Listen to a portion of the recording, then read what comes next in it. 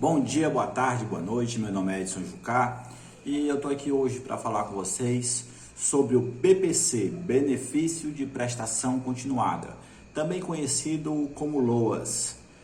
Em primeiro lugar, eu queria falar que o BPC ele é um benefício que ele é personalíssimo. O que isso quer dizer? Quer dizer que se eu recebo o BPC e eu morro, eu não vou passar ele para outra pessoa, que me acontece com a pensão por morte, né? Ele não dá direito à pensão por morte. Eu recebi o BPC e se eu morrer, aí perdeu, acabou o BPC, tá? Outra coisa também é que ele não tem 13º salário, viu? Quem recebe o BPC, por ele ser um benefício assistencial e não um benefício da Previdência, o que acontece? Ele não dá o direito ao 13º salário, então a pessoa vai receber só aquele um salário mínimo por mês, tá? Que é o valor do BPC, é justamente um salário mínimo por mês. Outra coisa, o BPC ele é pago a brasileiros, natos ou naturalizados, e o estrangeiro tem direito ao BPC? Também tem, tá? Desde que ele preencha os demais requisitos exigidos pelo BPC, o estrangeiro, desde que resida aqui no Brasil, ele tem direito, salvo se o estrangeiro ele viver aqui irregularmente, né? Se ele viver aqui de forma irregular, aí não vai dar direito ao BPC. Pode ser pago a mais de uma pessoa do mesmo núcleo familiar, o BPC. Dá para, por exemplo, eu tenho um filho, aí ele recebe BPC. Aí eu tenho outro filho que supostamente preenche os requisitos. Pode receber o BPC também? Pode sim, viu? O BPC ele pode ser pago para mais de uma pessoa do mesmo núcleo familiar. Tipo assim, ó, tem um casal. Aí o homem inteirou lá a idade lá do BPC, que é 65 anos. E aí ele não tem contribuição previdenciária, então não dá para se aposentar. Aí ele dá entrada no BPC. Beleza, ficou recebendo. Aí depois veio a mulher, completou a idade do BPC e deu entrada também no BPC. Pode? Pode. Aí vamos supor que eles têm um filho que é incapaz. Depois esse filho dá entrada também no BPC. Pode? Pode. Aí vamos supor que tem outro filho que é incapaz. E aí também dá entrada no BPC. Pode? Pode. Fica 4 pessoas na mesma casa recebendo BPC. Pode? Pode. Né? Então o que acontece? Aí tem outro fato que eu quero falar justamente desse ponto. O BPC, ele tem alguns requisitos a ser cumpridos. Um dos requisitos a ser cumprido para a pessoa ter direito ao BPC é aquela renda per capita de 1/4 do salário mínimo. Né? Esse requisito, nesse exemplo que eu dei para vocês, vão ser 4 pessoas na família e vão ser 4 BPC, né?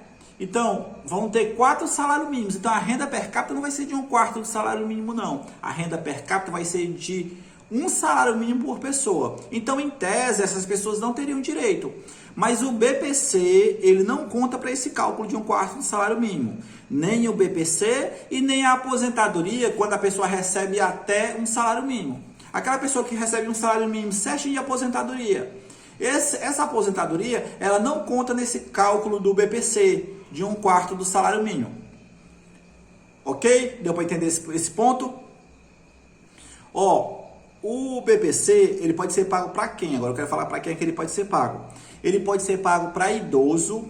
Idoso, o que é idoso? 60 anos? Não. Idoso, para o caso do BPC, são 65 anos.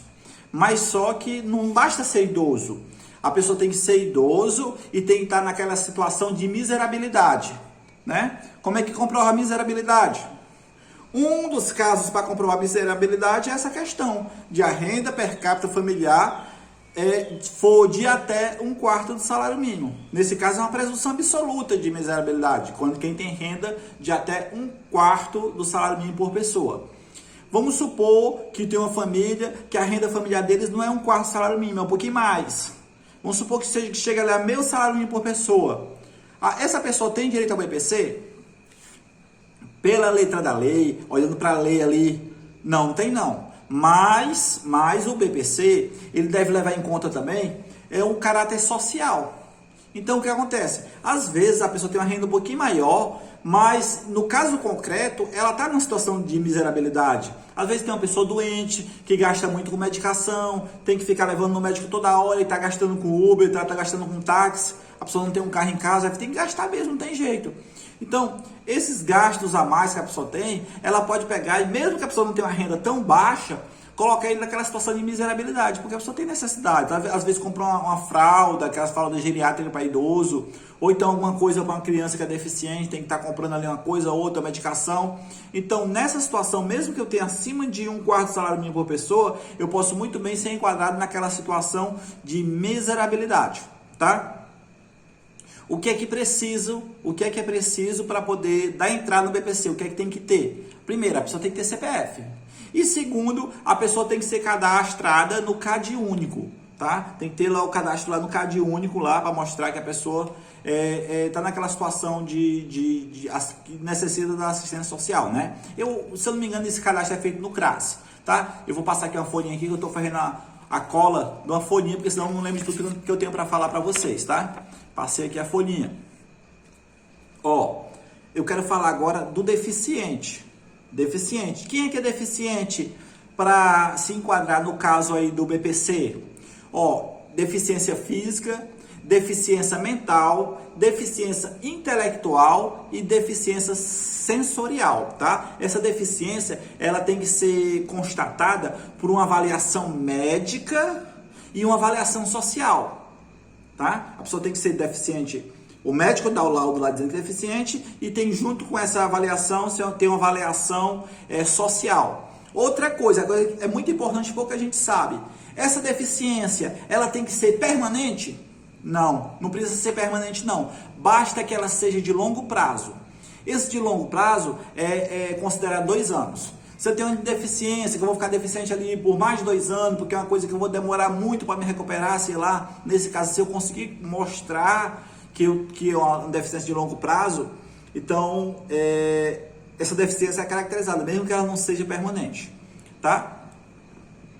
Ó, coisa importante, eu já falei isso aí já antes, né? Mas essa questão de 1/4 do salário mínimo, ela pode ser aumentada, né? Tem jurisprudência que fala aí em até metade de salário mínimo, né? Desde que no caso concreto, lá no caso da família lá, a pessoa olhe e veja, não, ele recebe mais de 1/4 salário mínimo, mas são miseráveis, porque tem outras coisas, outros gastos, outras coisas, então dá para comprovar nesse sentido aí. Você tem que gerar provas, você tem que mostrar que realmente necessita, e geralmente vai lá o assistente social na casa, ver como é que é a situação da pessoa, ver se a pessoa realmente é a situação de miserabilidade, ver se realmente tem uma pessoa que está doente ali, que precisa às vezes, um idoso que muitas vezes usa fralda geriátrica ali, usa medicação, e aí tem que ser feita essa análise no caso concreto, tá? Outra coisa, isso aqui é muito importante e pouca gente lembra, presta atenção. Quem recebe o BPC pode trabalhar? Pode trabalhar quem recebe BPC? Ó, é assim que funciona. Vamos supor que eu recebo BPC, eu sou deficiente, eu recebo BPC. Aí o que é que eu posso pedir? Eu peço a suspensão do BPC e aí eu começo a trabalhar lá fora. Eu começo a trabalhar. Acabou, vamos supor que eu trabalhei 2 anos e aí eu fui mandado embora. Aí, enquanto eu recebo lá o seguro-desemprego, eu também não tenho direito ao BPC. Quando acabar o seguro-desemprego, eu vou lá e reativo o BPC. Eu nunca vi isso acontecer no caso concreto, não. Deve ter alguém que faz isso aí. Mas que a lei fala que pode, pode. E a lei fala também que quando a pessoa vai pedir para voltar ao BPC, a pessoa não tem que fazer todo o processo de novo, não. É só pegar e pedir para reabilitar e aí é porque fica suspenso vai ficar suspenso lá o BPC. Quando a pessoa sair do trabalho, que acabar o seguro-desemprego, a pessoa reativa o BPC sem precisar passar por todo aquele processo. Outra coisa, esse BPC, ele tem uma duração, assim, não é duração, é previsto que ele seja reavaliado a cada 2 anos. A cada 2 anos, a pessoa que recebe BPC tem que passar por uma nova avaliação. Aí vão olhar lá, tá preenchendo os requisitos? Tá, a renda per capita até 1/4 salário mínimo, situação de miserabilidade, a pessoa ainda é deficiente, né? A pessoa, o idoso está ali, tá de boa. Então, eles fazem uma reavaliação, é previsto que haja essa reavaliação a cada 2 anos, tá? Deixa eu ver se tem uma coisa ainda para me falar, deve ser revista a cada 2 anos, auxílio, sim, tem mais um detalhe. Eu quero falar com vocês sobre o auxílio inclusão. O auxílio inclusão é assim, ó.